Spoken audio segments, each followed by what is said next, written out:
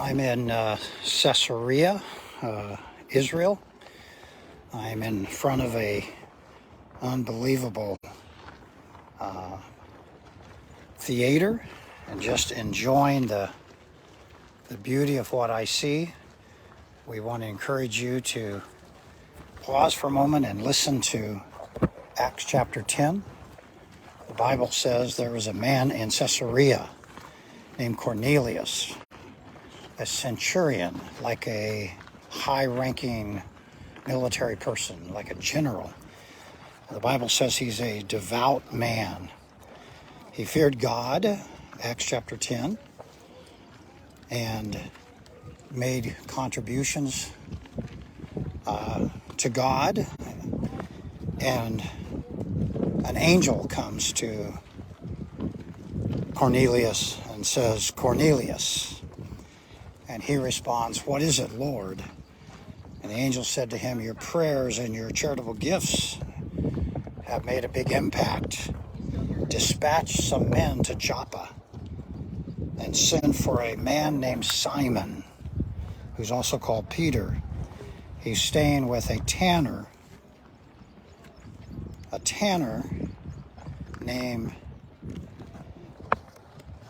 named Simon, whose house is by the sea." And they said, "Cornelius, a centurion, had righteous and God-fearing man, was divinely directed by a holy angel to come and see." And on the next day, this Simon Peter left Joppa and went to Caesarea. And Cornelius was expecting him, and when Peter entered, Cornelius fell at his feet and worshipped him. The Bible says in Acts chapter 10, verse 25 and 26, Peter said, "Get up, stand up. I too am just a man." We are watching some of the most amazing sights in Caesarea. And this is a theater that was built. We don't believe Jesus ever saw this, but it's quite possible Simon Peter and Cornelius saw this, and the Apostle Paul. Now, it may not have looked exactly like this, but something is incomparable, similar in size. So imagine Cornelius, this high-ranking military person, having oversight of the military that had jurisdiction over what you're seeing here. So we're dealing with an amazing story from the Bible, Cornelius, where Simon Peter, the Apostle Peter, leaves Joppa and comes to this location along the Mediterranean coast. Caesarea is a harbor, a port, and it's possible Simon Peter, and then the Bible also says that Simon Peter came to Caesarea, so it's quite possible that Simon Peter saw a theater like this one, not the identical one, but very similar to it. Every 50 to 100 years, destruction occurs in Israel, and then a new leader comes in and builds on top of the old ruins. The Bible also says that Paul was arrested and taken to Caesarea.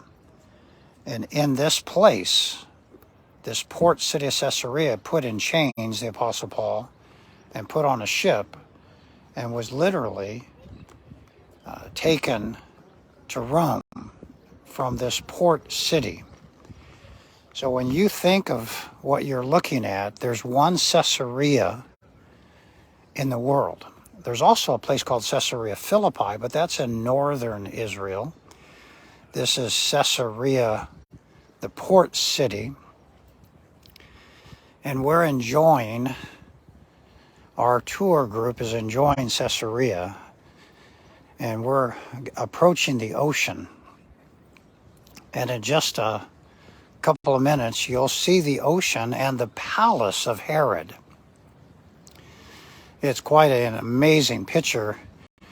You'll be able to see the waves crashing on the beach down below.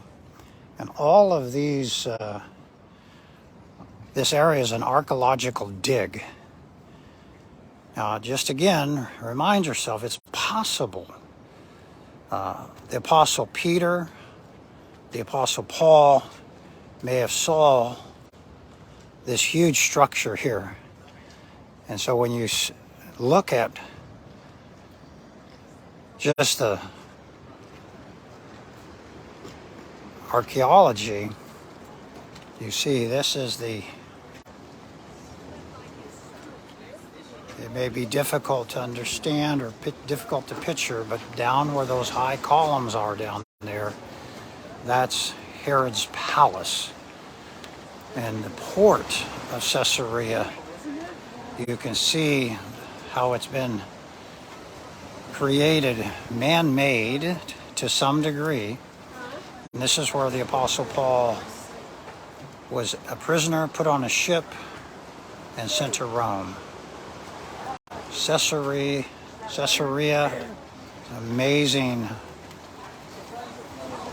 place, destroyed many times by many world leaders. We hope you enjoy this. We'll get in touch on another site later on. Thanks.